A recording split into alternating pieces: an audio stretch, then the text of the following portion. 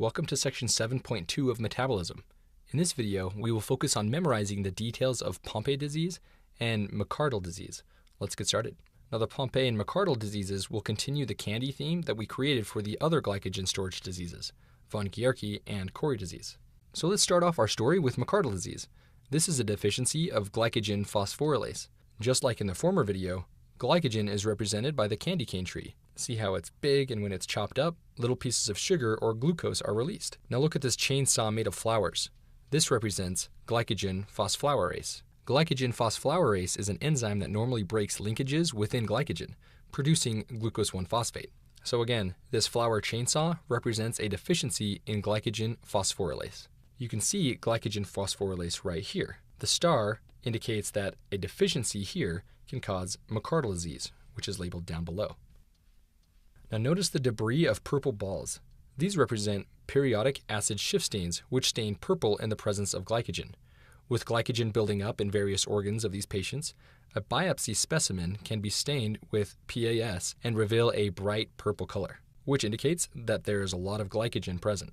Glycogen phosphorylase is found in skeletal muscle. Notice this donut character's shredding muscles. He is a strong donut, but his muscles shouldn't be coming apart like that. With a deficiency of glycogen phosphorylase, skeletal muscles don't receive an adequate supply of glucose 1-phosphate from glycogen. This causes the muscles to break down, especially in strenuous exercise. And personally, I would consider lifting a giant candy log above my head strenuous exercise. Unfortunately, a donut worker was high up in the tree as it was getting chopped down. This caused him to fall rapidly, crashing into a branch. Looking closely, you can see looking at this donut's crotch, red jelly is spilling out. This represents myoglobinuria, or myoglobin in the urine. Now, myoglobin is a protein in muscle associated with oxygen delivery, and when muscle becomes damaged, this protein leaks out into the blood and then in the urine. Within urine, myoglobin appears visibly red, so this red jelly coming out can help you remember the red myoglobin urine in these patients. To cheer on the glycogen phosphorylase brigade, this donut rides in on his cotton candy dog.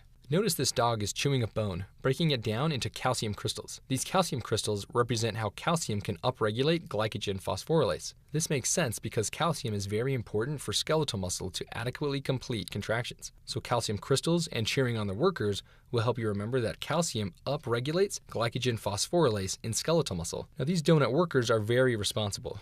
They take branches from the glycogen trees and glue them onto stumps left behind. In this way, they can replenish the forest after they complete their work. This glue here will help you remember that glucose is normal in these patients. This makes sense because their liver is totally fine. This is really just a skeletal muscle issue. Now let's bring on our Pompe disease characters. Notice these little lizards help out the operation by managing the loading of glycogen logs onto the truck. These lizards represent lysosomes. The most important part of this information text box here is to help you recognize that this disease occurs in lysosomes. So lizards for lysosomes. But to elaborate on what's written here, you can see that the enzyme that is deficient within lysosomes is alpha-1,4-glucosidase. When this enzyme is deficient, lysosomes cause all kinds of problems, many unique to Pompe disease. Now don't worry about the alpha-1,4 linkage right here, because on the next slide, we have a way to help you remember this. Which brings us to our next part.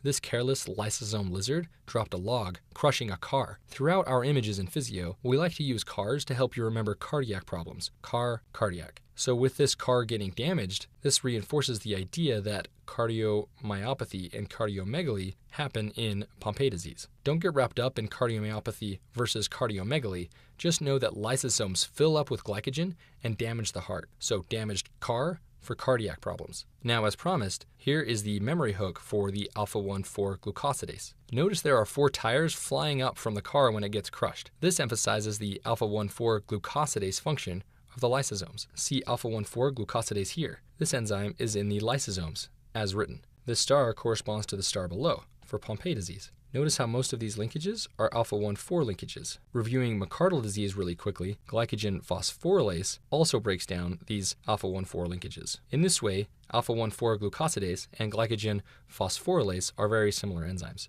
But as you can see, McArdle disease with the glycogen phosphorylase chainsaw and Pompe disease with the lysosome lizards lead to very different syndromes. But again, 4 tires for alpha-1,4 glucosidase deficiency. Notice in all the chaos, the passenger side door came unhinged. This door is shaped a lot like a liver. This liver door will help you remember that when lysosomes cannot adequately break down glycogen, it will build up in the liver. Contrast this to the donut glycogen phosphorylase deficiency on the left, which does not have any symbols for the liver. That's because glycogen does not build up in the liver with glycogen phosphorylase deficiency. Now notice all the purple balls falling from the car as a result of this damage. Again, these represent the purple stain of glycogen with a periodic acid shift stain of biopsies. Now to help fix the situation, these lysosome lizards are trying to glue the front fender back to the car. Notice they are using glue. Glue stands for glucose. The fact that these lizards have glue readily available helps reinforce the idea that glucose and gluconeogenesis are fully functional in Pompe disease. So again,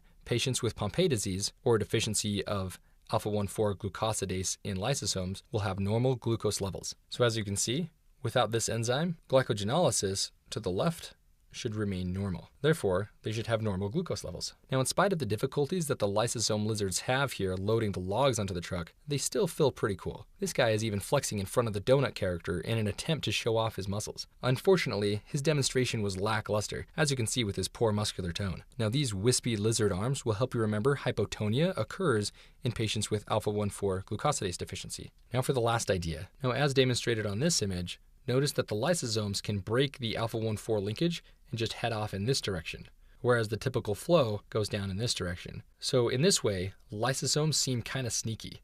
They just break off a piece and take off. As you can see over here with these lizards, they can just bite off a piece of the glycogen tree and get on their merry way. So basically, they just break the alpha-1,4 linkage and get the glucose themselves. And with that, you have learned all of the information that you need to memorize for McArdle disease and Pompe disease.